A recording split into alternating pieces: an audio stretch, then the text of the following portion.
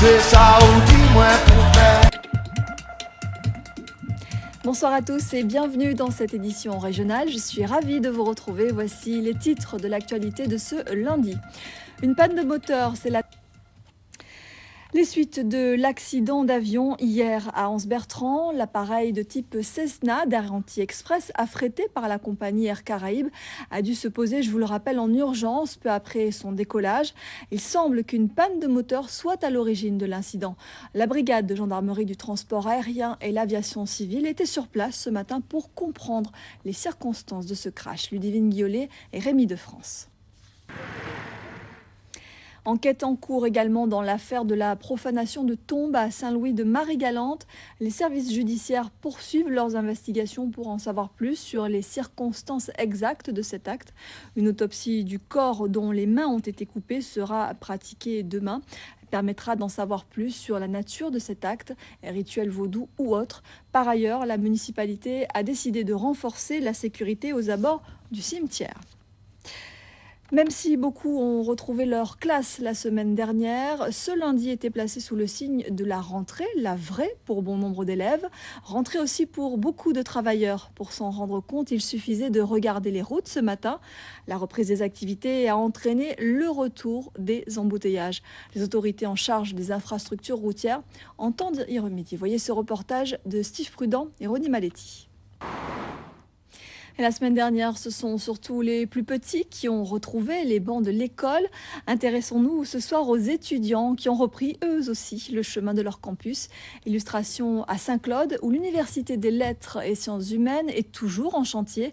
La rentrée s'est donc faite dans des locaux mis à disposition par la municipalité en attendant la livraison de la faculté. Ambiance avec ce reportage signé Patrice Gonfier et Daniel Quérin. Un Guadeloupéen sur 5 est illettré. Une enquête de l'INSEE vient de le confirmer.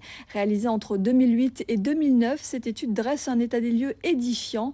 Si les plus âgés connaissent des difficultés à l'écrit, les jeunes sont également touchés. Le point avec Sophie Pointer et Bruno Pensio-Villon. Pas de cantine pour les élèves des écoles de Pointe-à-Pitre. Situation toujours délicate pour les parents qui n'ont pas d'autre choix que d'accepter cette grève illimitée lancée par les employés de la caisse des écoles. Principale revendication, la revalorisation des salaires. Le maire Jacques Bangou lui évoque plutôt une surenchère syndicale. Le point avec Christelle Théophile et Christian Danquin. Et on l'aura bien compris, pas de rentrée en règle générale sans revendication des syndicats. Le SNES FSU et le SNEP FSU ont fait le point ce matin sur les conditions de cette rentrée. Une rentrée qui s'est effectuée dans la précipitation gouvernementale et académique selon les deux organisations. Ce qui soulève des inquiétudes côté enseignants. Le point avec Emmanuel Gombaud et Olivier Duflou. Et il faut donc s'attendre à une journée difficile demain. La grève nationale contre la réforme des retraites devrait être massivement suivie par les Guadeloupéens, que ce soit la CGTG, FO, la CTU, la CFTC et les principaux syndicats d'enseignants. Toutes les grandes centrales syndicales appellent à la mobilisation. Le point avec Tatiana Darigo. Politique aussi, lors de la rentrée à Sonnet, c'était celle de Victorin Lurel, le président de région et de ses élus aujourd'hui. Il a présenté les grandes lignes de sa politique pour les 4 années à venir. C'était à l'occasion de la 4e plénière de l'année. Olivier Lancien, vous êtes avec nous par téléphone, en direct. Vous étiez sur place cet après-midi. Alors que doit-on retenir de ce discours, Olivier ? Oui, bonsoir Laetitia. Je suis toujours sur place. Les débats se poursuivent ici. Merci Olivier Lancien pour toutes ces précisions. Et François-Joseph Ousselin nous a rejoint. Vous êtes là, bonsoir, pour décrypter un petit peu le contenu donc, de ce discours. Cette plénière, on l'a entendu, Olivier vient de nous le dire, a permis aux deux exécutifs de la Guadeloupe de préciser leur orientation dans le débat institutionnel. C'est clair, ils sont... Alors, est-ce que cette option, François-Joseph, risque d'être partagée par les autres formations politiques du département ? Alors, disons-le tout de suite, cette harmonie de parole entre opposés.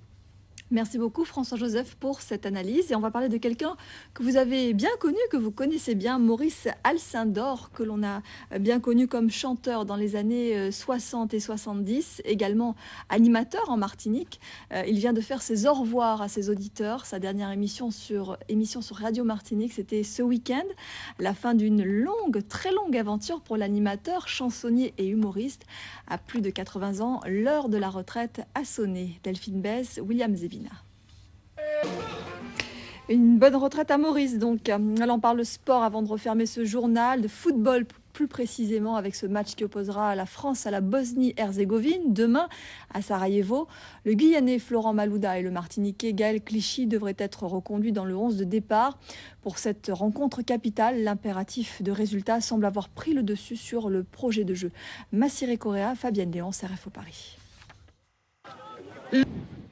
Voilà, c'est la fin de cette édition. Merci à vous de nous avoir suivis. Je vous invite à suivre la météo puisque Météo France annonce une dégradation du temps pour cette nuit avec notamment de la pluie et des orages. C'est tout de suite après ce journal. Et puis à 20h10, 2 épisodes de votre série Castle.